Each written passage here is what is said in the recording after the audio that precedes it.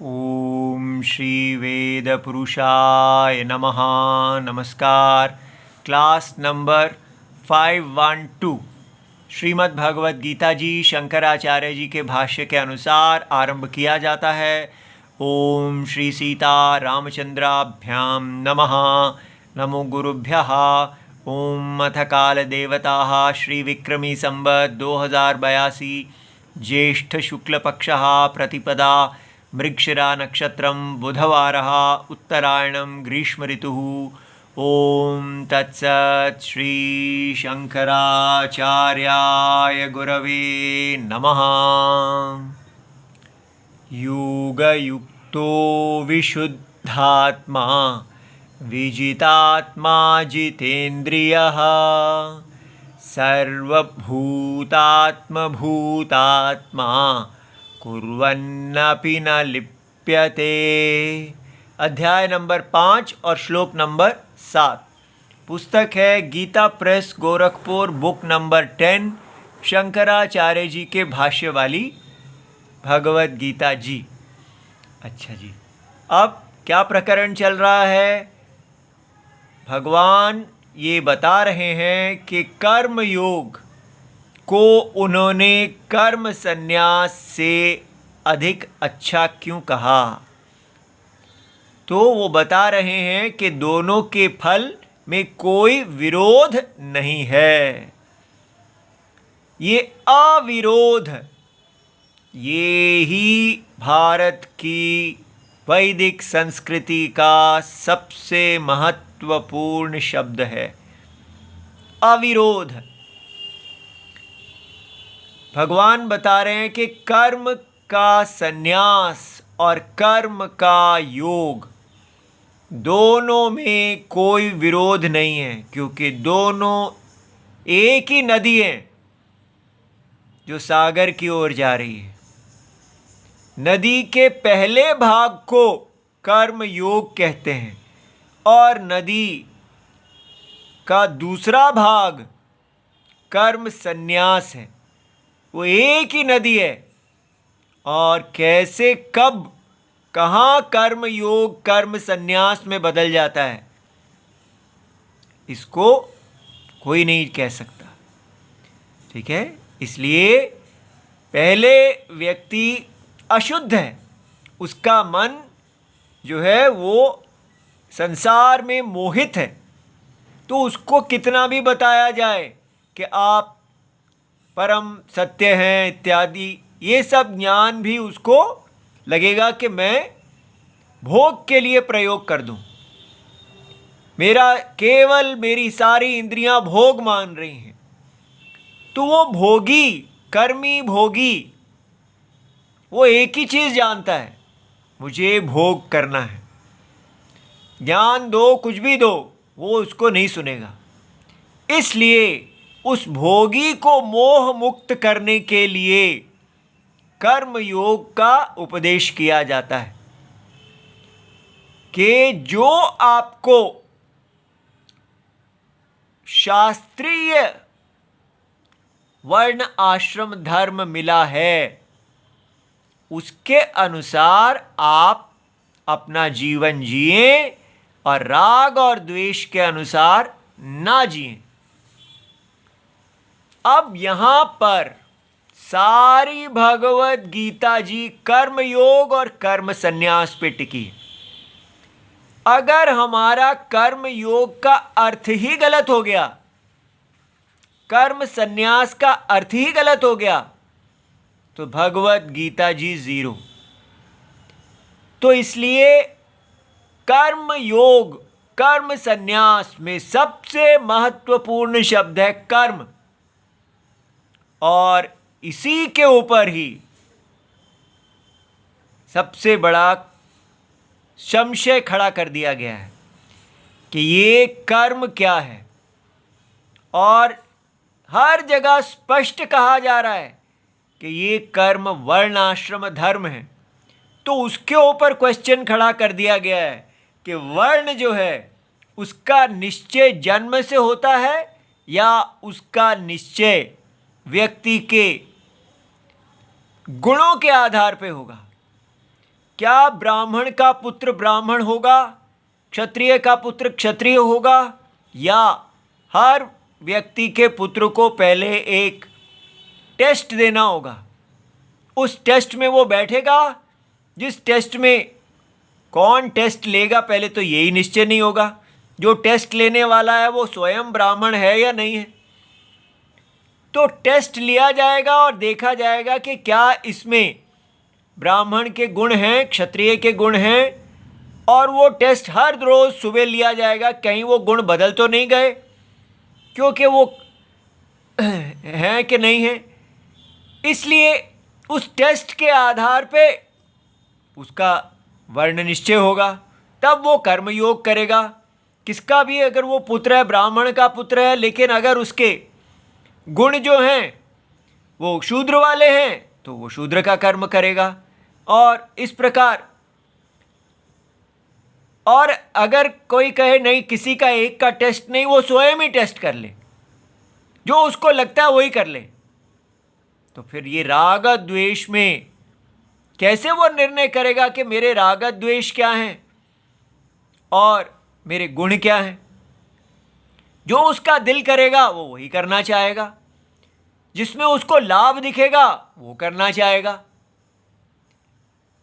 तो इसलिए ये जो वर्णाश्रम को पिता पुत्र की परंपरा, वर्ण जो है वो पिता से नहीं निश्चय होता, ये जो डाल दिया गया बीच में संशय, इसने सारे हमारे शास्त्र को नष्ट कर दिया। और जो व्यक्ति कल्याणकांक्षी हैं, जो सत्य के मार्ग पर चल के अपना कल्याण करना चाहते हैं, उनको इस भ्रामक शास्त्र के ऊपर जो संशय किया गया है उससे बाहर निकलना चाहिए। अब प्रश्न है कि कैसे बाहर निकलें, क्योंकि भगवत गीता के हर श्लोक में कर्म योग कर्म संन्यास आएगा, और भगवान हर जगह बता रहे हैं। कहा जाता है कि स्पष्ट तो कहीं नहीं लिखा कि जन्म से ही होता है, स्पष्ट नहीं लिखा, लेकिन हमारी पूरा हम शास्त्र को देखें अपने, हर जगह क्या ऐसा कहीं था कि इतनी बड़ी राम जी की वंशावली है इक्ष्वाकु राजा से आगे तक, क्या बीच में कहीं पर राजा दशरथ ने ऐसा किया कि मेरे 4 पुत्र हैं और मैं देखूं इनमें से कौन सा क्षत्रिय है, कौन सा ब्राह्मण है, वैश्य शूद्र है? उन्होंने अपने चारों को ही जन्म से क्षत्रिय संस्कार दिए। हर जगह पूरा हमारा रामायण हो, महाभारत हो, पुराण हो, पूरे शास्त्र में पिता पुत्र परंपरा है। तो कहा जाता है अगर आप पिता पुत्र परंपरा को स्वीकार करेंगे तो आप जातिवादी हो जाएंगे। तो हो जाएं जातिवादी। जातिवाद में खराबी क्या है?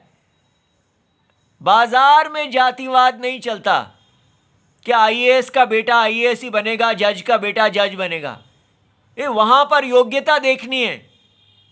लेकिन वर्ण आश्रम धर्म में जो पिता का धर्म है उसको उसका पुत्र धारण करेगा, और वो उसका पुत्र अपने कर्मों के अनुसार उस पिता के पास पैदा हुआ है। और ये भगवान ने स्पष्ट किया है कि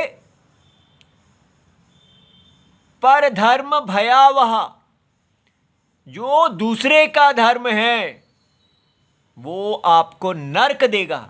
स्वनिष्ठितात, उसको आप अच्छा भी करें तो भी।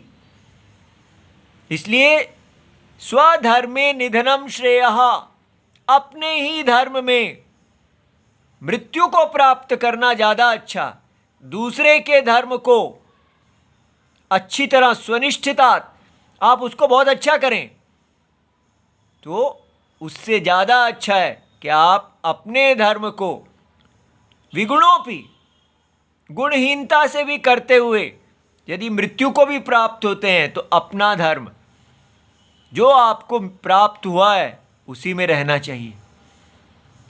इसलिए अब हम कहेंगे आप ये बोल रहे हैं तो दूसरे लोग आके आपका उल्टा बोल देंगे, तो फिर किसका निर्णय होगा?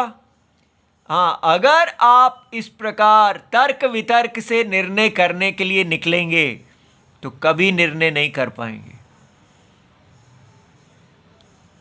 एक दूसरे के मत का खंडन करने से कभी निर्णय नहीं होता, ऐसा शास्त्र में स्पष्ट कहा गया है।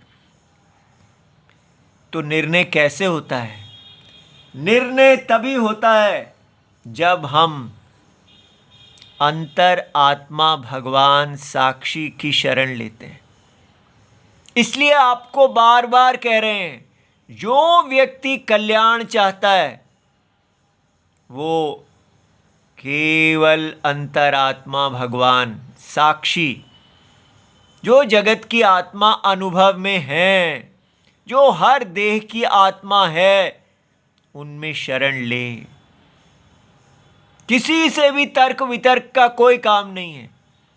अंतरात्मा जिस बात को मान लें वो सत्य है। क्यों?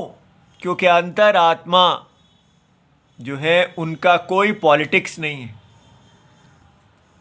वो इस जगत की माया से नित्य अतीत हैं। वो इस जगत की माया के साक्षी हैं। वो इस जगत की माया के वश में नहीं है।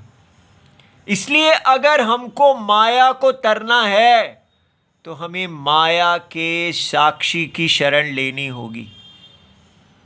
अगर आप शरण नहीं ले रहे हैं और केवल कॉलेज की तरह इसको पढ़ते जा रहे हैं और सोच रहे हैं कि मेरे पास अब आर्ग्यूमेंट इकट्ठे हो जाएंगे, इस आर्ग्यूमेंट के बल पे मैं दूसरों को जीतूंगा और बस यही मैं चाहता हूं, तो फिर आप सत्य नहीं चाहते हैं, आप जीत चाहते हैं।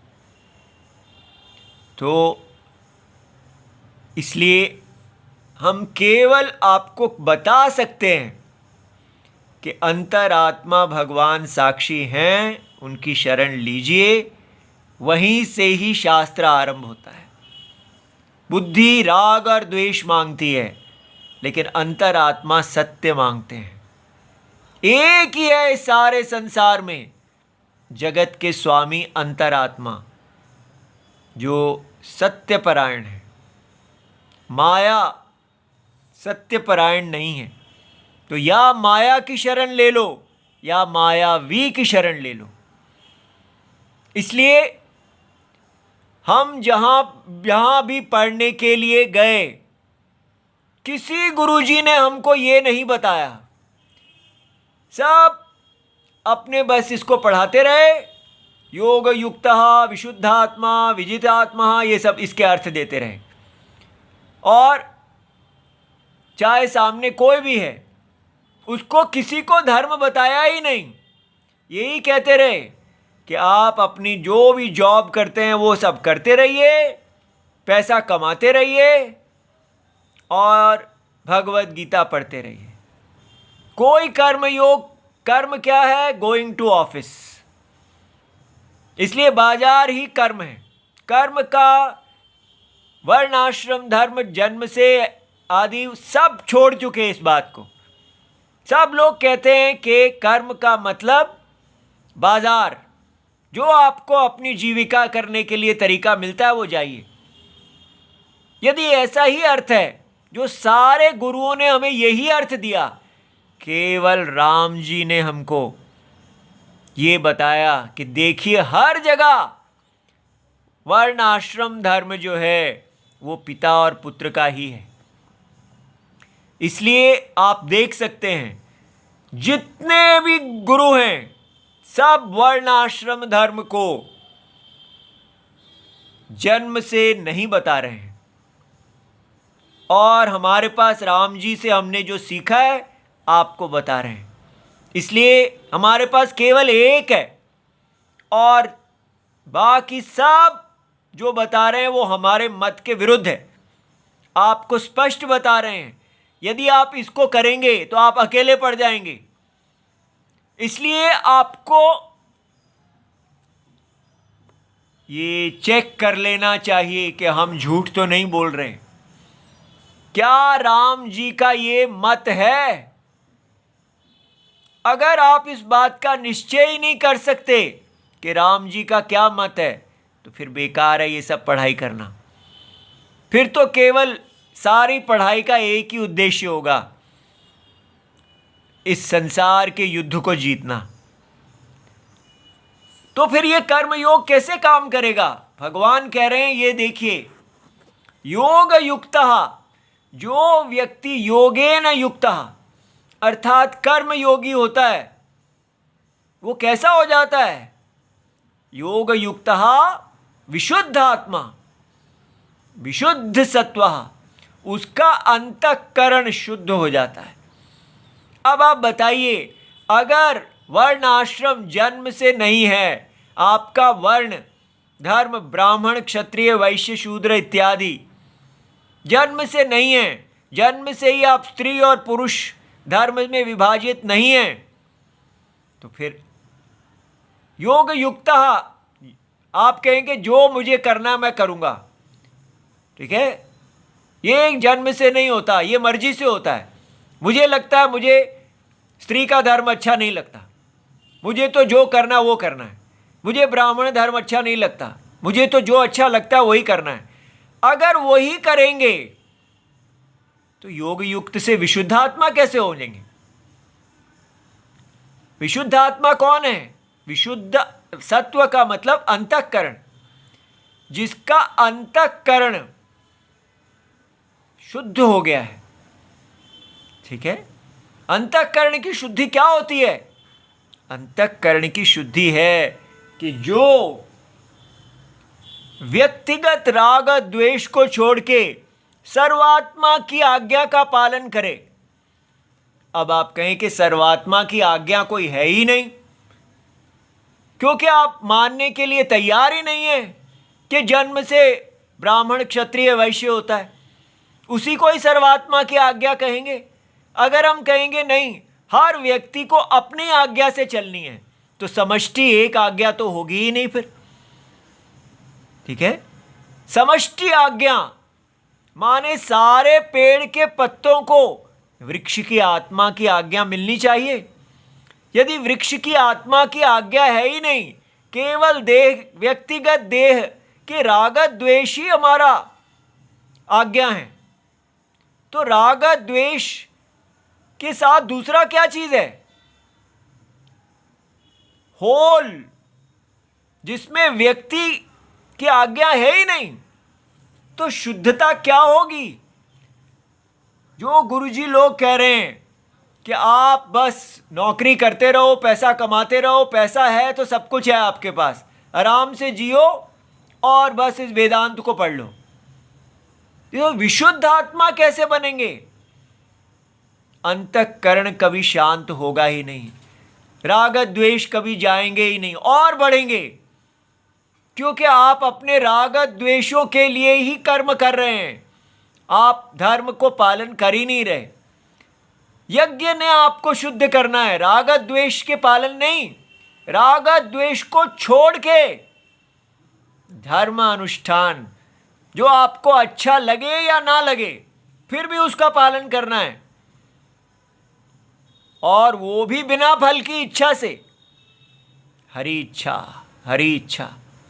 तब व्यक्ति सत्य के मार्ग पे चलता है, नहीं तो सत्य का निश्चय ही नहीं होगा। सत्य है क्या? हर व्यक्ति चाइना से ठीक है, या इंडिया ठीक है, या पाकिस्तान ठीक है, या यूएसए ठीक है, या बांग्लादेश ठीक है। भाई, हर व्यक्ति की अपनी अपनी जीतने की इच्छा है, हर व्यक्ति अपने देश को बढ़ाना चाहता है, तो कैसे कह सकते हैं कि इनमें से कौन ठीक है? इसीलिए हर व्यक्ति का अपना अपना राग द्वेष है, वो अपनी जय चाहता है। तो अगर हमको पता चले कि इन सारे देशों के अंदर जो आत्मा है, चाहे बांग्लादेशी हो, पाकिस्तानी हो, भारतीय हो, कोई भी हो, उस सारे के अंदर एक पुरुष है, आत्मा वो एक है। तो चाहे कोई भी व्यक्ति शरीर वाला अपनी आत्मा की शरण लेगा तो उसकी आत्मा उसको एक धर्म बताएगी। वो धर्म जो है वो उसका वर्णाश्रम धर्म है, वो शुद्ध है। वो धर्म वैदिक धर्म है। वो शुद्ध अंतःकरण वेद शास्त्रों में कहे हुए अर्थ को देखेगा। इसलिए धर्म को देखना बहुत बड़ी बात है। क्यों गायत्री मंत्र से हमारा विद्या आरंभ किया जा रहा है? हमें कहा जा रहा है कि आपकी बुद्धि का प्रचोदन करने वाला, प्रेरणा करने वाला आत्मा है। अंतरात्मा आपको बताएगा धर्म क्या है। आप अपने राग द्वेष को छोड़ के अंतरात्मा से प्यार कीजिए। तो अंतरात्मा की वाणी वेद है। वेद का अर्थ देखने के लिए, अपने भगवत गीता का अर्थ देखने के लिए हमें शुद्ध अंतःकरण चाहिए। तो वो शुद्ध अंतःकरण कैसे आएगा? अगर हम ये कह देते हैं कि जो जिसको जो करना है करे, बस केवल आके भगवत गीता पढ़ ले, तो हमें तो ये बिल्कुल ठीक नहीं लगा। और सारा इतने साल भी पढ़ने पर हमारे अंदर कामुकता और बढ़ती गई। हमने सोचा कि ये हमने क्या कर लिया अपने जीवन को। ना हम घर के रहे और ना हम भगवान के हो पाए। और ऐसे दुख में हमने राम जी को याद किया और हमें रास्ता मिला कि राम जी की जो शरण लेता है, न मे भक्तः प्रणश्यति, उसका नाश कभी नहीं होता। इसलिए जो हम कह रहे हैं उसको आप चेक कीजिए राम जी से। शुद्ध अंतःकरण आपका होना चाहिए। जब अंतरात्मा में भगवान में शरण लेंगे तब आपको दिखेगा कि मन इत्यादि तो अपने राग द्वेषों से भरा हुआ है, लेकिन इसका साक्षी सदा निर्लेप है। साक्षी में कोई एजेंडा नहीं है। साक्षी को कुछ जीतना नहीं है, हारना नहीं है। उसके लिए कोई लाभ, हानि, जय, पराजय है ही नहीं। वो कितना शुद्ध है, उसको माया नहीं पकड़ती है। आत्मा में शरण लेंगे तो आप धर्म को देखेंगे। तब कहा विजित आत्मा। विजित आत्मा माने, यहां आत्मा का अर्थ है देह। आप अपनी देह को जीतेंगे। अब बताइए, अगर कह दिया नहीं भगवान की आज्ञा नहीं, देह की आज्ञा माननी, अरे देह का दास। आजकल के गुरुजी कह रहे हैं देह का दास बनो, यही कर्म है। जो देह कहती है वो करो, बस प्रैक्टिकल रहो। उतना ज़्यादा मत खाओ कि आपके मुश्किल हो जाए। गोल्डन मिडल, जो डॉक्टर्स कह रहे हैं वो कर लो। लेकिन अंतरात्मा भी तो वैद्य राज है, धर्म बताने वाली नहीं। अंतरात्मा कुछ नहीं करती, वो तो निर्गुण आत्मा है। बस सीधा वो इंटरफेयर ही नहीं करती। यहाँ प्रैक्टिकलिज्म से जियो। आप प्रैक्टिकल कैसे रहेंगे जब काम का वेग बढ़ जाएगा? अगर रावण को कहते भाई रावण तुमने जितना मजा करना है करते रहो, लेकिन प्रैक्टिकल बनो, सीता जी के पीछे मत जाओ, क्योंकि उनको के पीछे जाओगे तो राम जी से मारे जाओगे। अगर रावण में इतनी बुद्धि होती कि वो बाकी सबको अपनी स्वेच्छा के अधीन भोगता रहता, लेकिन राम जी के साथ वैर ना लेता, तो प्रैक्टिकल होता ना। लेकिन क्या उसके काम ने उसको प्रैक्टिकल होने दिया? काम जो है वो काम अग्नि भस्म, वो इतनी बढ़ जाती है उसको कोई नहीं रोक सकता। वो पहाड़ से गिरता हुआ पत्थर है। इसलिए ये सारा प्रैक्टिकलिज्म फेल है। इसलिए अपनी देह को जीतने का एक ही तरीका है कि अपनी देही परम देही आत्मा की शरण लें और उसकी आज्ञा माने। देह की आज्ञा ना माने, उसका बल भगवान से लें, ना इन मोहित करने वाले गुरुजियों के वश में आए। जितेंद्रिया, तो जब देह को जीतेंगे, इंद्रियों को जीतेंगे। सारी इंद्रियां पागल करने वाली हैं। हमारा शत्रु हमारी देह, ये माया देह ही है। ये बल है भारत का जो आजकल के गुरु हमसे छीन रहे हैं। प्रैक्टिकलिज्म से आप इंद्रियों को नहीं जीत सकते, विल पावर से नहीं जीत सकते, ऑटो सजेशन से नहीं जीत सकते, पॉजिटिव थिंकिंग से नहीं जीत सकते। केवल राम जी अंतरात्मा की शरण से जीत सकते हैं। तो कौन है वो अंतरात्मा? सर्वभूत आत्मभूत आत्मा। देखिए कितना बड़ा समास है। शंकराचार्य जी समझाते हैं, सर्वेशाम ब्रह्मादि नाम स्तंभ पर्यंता नाम। ब्रह्म से लेके स्तंभ, ब्रह्मा जी जो है पूरी जगत की के पितामह, ठीक है, वो सूक्ष्म शरीर अभिमानी है। और एक पेड़ बिल्कुल खड़ा है, तो सारे अनेक जीव हैं वहां से लेके यहां तक, तो सारे भूतानाम, सर्वेशाम भूतानाम, सभी भूतों की आत्मभूत। सारे, जब पेड़ कहता है आई, मैं, ब्रह्मा जी कहते हैं मैं, इंद्र कहते हैं मैं, कोई स्त्री कहती है मैं, कोई कुत्ता कहता है मैं, कोई ब्राह्मण कहते हैं मैं, कोई शूद्र कहता है मैं। इस प्रकार कितने वैरायटी है जगत का वैचित्र्यम। उस सारे मैं का वो मैं कौन है?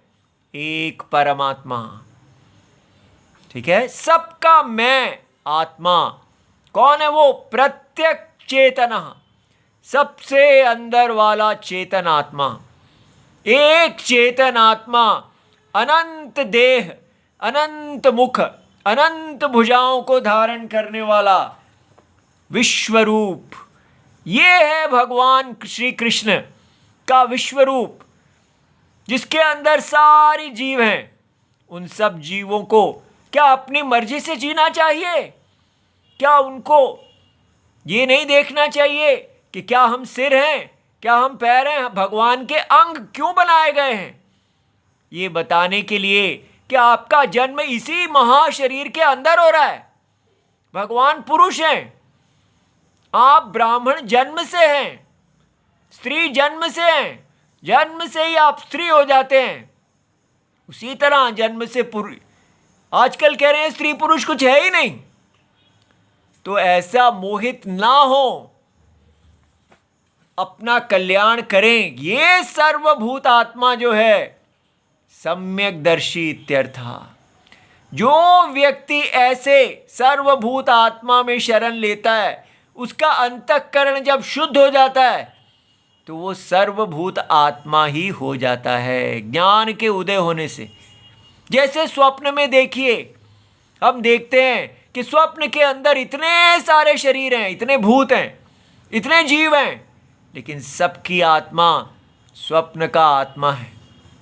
एक आत्मा जिसमें सारा स्वप्न अज्ञान के कारण दिखने वाली माया है। उस आत्मा की शरण लेने से व्यक्ति को बल मिलता है, वो शुद्ध होता है और वो अपनी देह को जीतता है, इंद्रियों को जीतता है।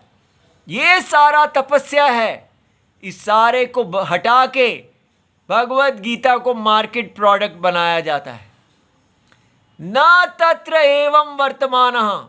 जो व्यक्ति इस प्रकार सर्वभूत आत्मा में स्थित है, ज्ञानी हो गया है, वो लोक संग्रहाय, वो लोक में लोगों को, सबको वैदिक धर्म में संग्रहित करने के लिए भी यदि कर्म करे, अपि न लिप्यते, वो कर्म भी सारे कर्मों से न बध्यते, वो बंध नहीं होता। इसलिए हमको अब और देर नहीं करनी चाहिए। हम केवल आपको इतना कह सकते हैं, क्योंकि ये राम जी की आज्ञा है। आपको भी जीवन में हर कार्य राम जी की आज्ञा देखते हुए करना चाहिए। और एक बच्चे को हमने ये बताया तो वो क्या करती है, बेटा आप ये कार्य क्यों कर रहे हैं, राम जी की आज्ञा है। बस उसको ये जवाब मिल गया। हर चीज़ जो गलत कार्य है कहो नहीं ये राम जी कह रहे हैं इसलिए मैं कर रही हूँ। अब बताओ, अब जिसने नहीं सीखना वो यही करेगा, अपने राग द्वेष को राम जी की आज्ञा करेगा। इसलिए हम जानते हैं कि हम माया कर रहे हैं, चालाकी कर रहे हैं, या हम सत्य में निष्ठ हैं, राम जी में निष्ठ हैं। अपना कल्याण करने वाले अत्यंत दुर्लभ हैं। हमें अपने आप को उन अत्यंत दुर्लभों की श्रेणी में डालना चाहिए। वो कैसे होगा? प्रार्थना से। हे राम जी रक्षा कीजिए, हे सीता मैया रक्षा कीजिए, मुझ गुणहीन पर रक्षा कीजिए, मेरे पॉलिटिकल दिमाग से मेरी रक्षा कीजिए, मेरी देह से मेरी रक्षा कीजिए, मेरी इंद्रियों से मेरी रक्षा कीजिए। आपकी मैं शरण लेना भी नहीं जानता, मैं आपका बेटा हूँ, आपकी बेटी हूँ, मेरी रक्षा कीजिए। और भगवान की प्रतिज्ञा है, एक बार जो उनसे शरण मांगता है वो उसकी रक्षा करते हैं। ओम नमो भगवते वासुदेवाय। प्रणाम।